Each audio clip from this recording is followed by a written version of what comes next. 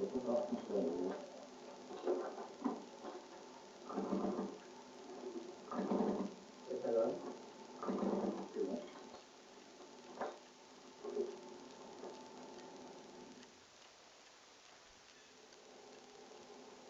nous procédons ici au réglage de l'image, de l'image électronique, espagnole. Les démoteurs qui tournent très vite demandent de l'ordre d'une avance à l'image de l'ordre de 3 mm. Alors nous repérons le point moro avec un comparateur.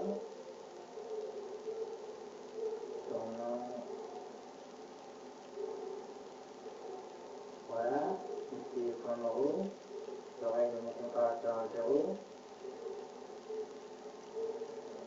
Ici, et je cherche mon cœur de l'image.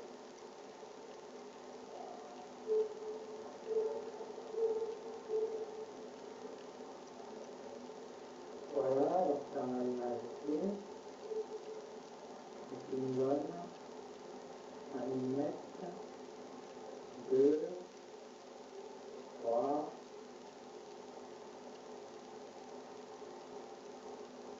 6. Il est un peu esthétique. Nous allons corriger cet excès d'avance en tournant le stator.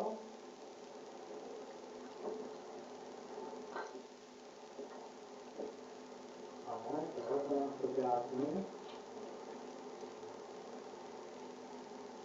Je cherche mon point moro. Ici, et je reviens en arrière de 3 minutes. 2 dixièmes, 1 dixième, 3. Voilà, 3, 2. Je corrige mon avance. Et je rebloque mon stator. L'image qui a son importance sur la marque du moteur.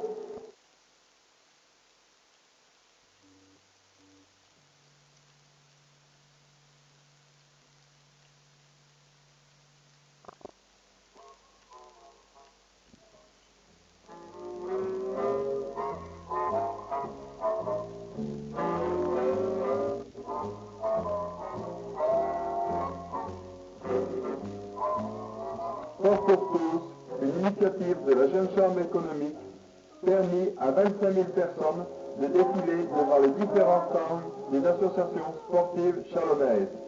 Parmi celles-ci, l'ASK Karting Club Chalon-Chafonjoy, qui regroupe une cinquantaine de licenciés autour de leur président, M. Meunier Yves. Le siège social, Café des Bosquets, 80 rue de Paris, et la piste de Chafonjoy, près du club de chaîne défense, disponible en permanence pour les entraînements, le plus fréquenté le samedi et le dimanche, dans un cadre très agréable.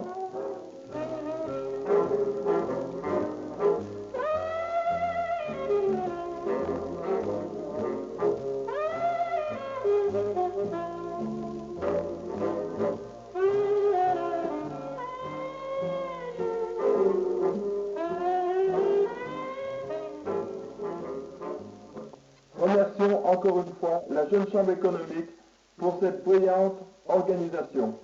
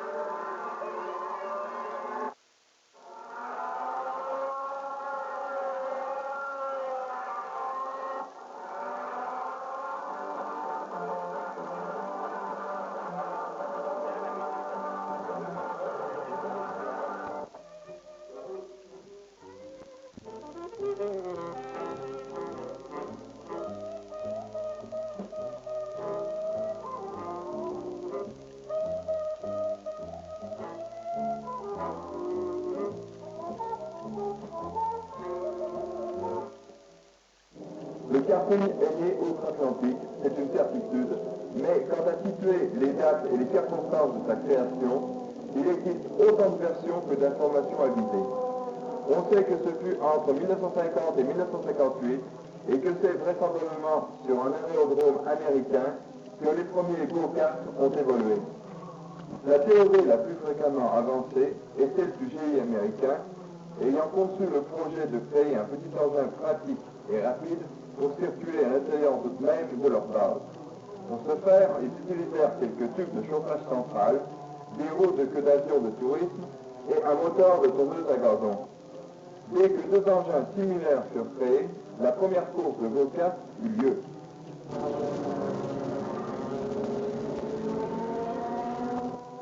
N'essayez pas de trouver une définition exacte du mot go-kart. Là encore, il n'y a rien de précis. Certains traducteurs l'ont tout simplement littéralement transcrit, laissez aller la bagnole. Mais le go-kart est rapidement devenu karting et les deux premiers engins américains se sont vite multipliés par 100, puis par 1000, et l'on a estimé que les adeptes de ce sport étaient près de 50 000 dans les années 1959 et 1960. Le karting a franchi l'Atlantique dans le courant de l'année 1959 et il s'est fixé en Grande-Bretagne. Et c'est en France, fin 1959, qu'il a pris un essor fulgurant. En 1961, on comptait sur notre territoire quelques 10 000 licenciés, répartis en plus de 600 clubs.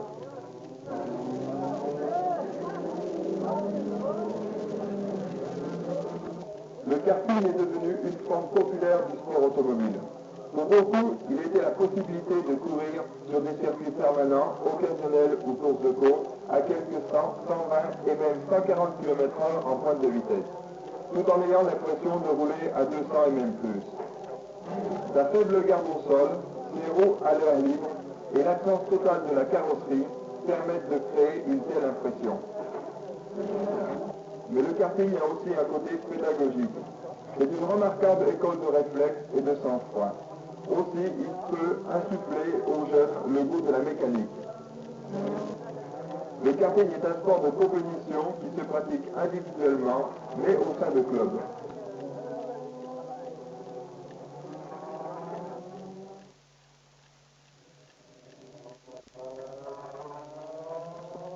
Nous assistons ici au départ de la catégorie promotion, dans la dernière manche comptant pour le championnat de Bourgogne.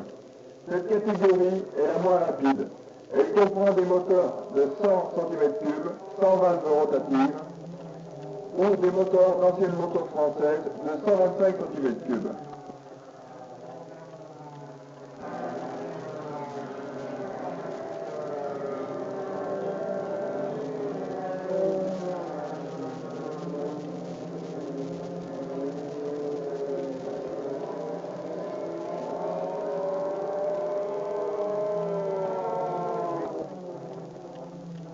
La vitesse de pointe est environ 110 km/h.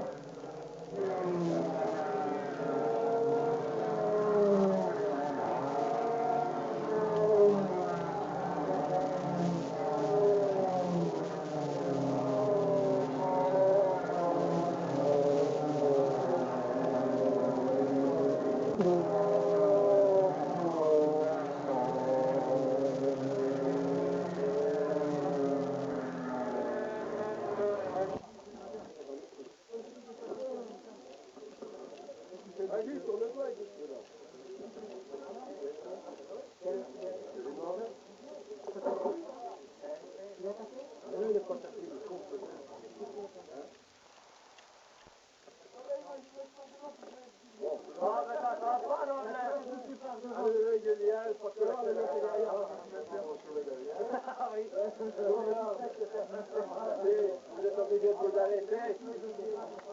Ah, une minute, écoutez donc, parce que tout à l'heure, ça va vous arriver du malheur. Si vous êtes obligé de vous arrêter, vous vous tirez sur l'herbe, mais il faut avoir quelqu'un, un pilote, un cap, à l'extérieur d'un village. À l'intérieur, d'accord, mais pas à l'extérieur, c'est sur l'herbe. Bien compris. Maintenant, le drapeau bleu, enfin, vous, je pense que vous savez ce que c'est. Parce qu'elle est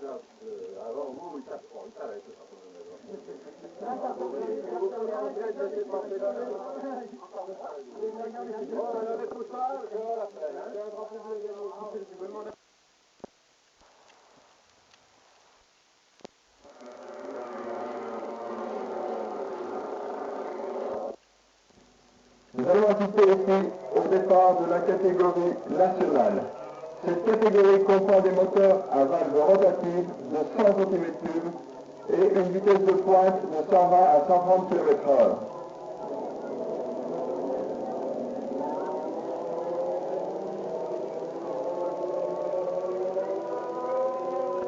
Nous assistons ici à un très bon démarrage du Chalonnais Thierry Didot.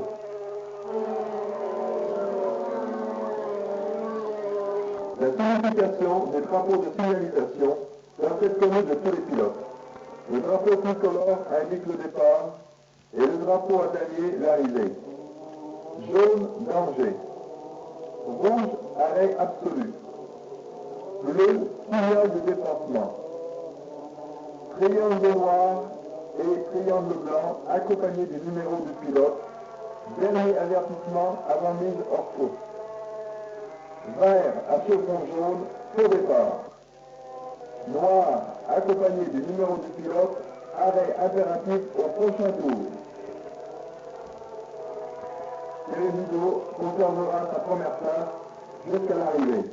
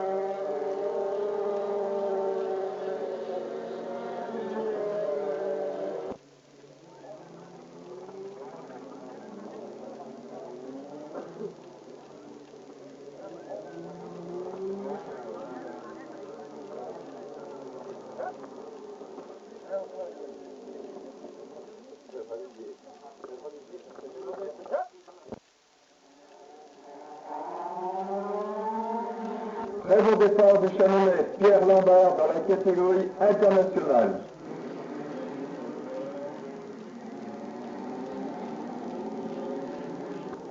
Cette catégorie est la plus rapide. Leur moteur à valve rotative de 100 cm3 très élaboré leur donne une vitesse de pointe de 130 à 140 km/h. Les vitesses indiquées sont les vitesses obtenues sur circuit en bout de ligne droite. Mais sur une portion de ligne droite de plusieurs centaines de mètres, la vitesse de pointe de 160 à 180 km/h peut être atteinte. Comme les casques n'ont pas de boîte de vitesse, le meilleur rapport est obtenu en adaptant la couronne appropriée. De 60 à 80 dents avec tuyau moteur de 9 dents. Frein différentiel. Les roues arrière sont solidaires de l'arbre. Frein à disque, mécanique ou hydraulique. Direction non démultipliée. Pas d'embrayage. Le moteur étant démarré en poussant le kart et son pilote. Pneumatique à chambre à air. Le moteur est obligatoirement à 2 temps sans compresseur, dont le type est homologué par la Fédération internationale. Poids minimum autorisé, kart en ordre de marche, plus pilote, 120 kg.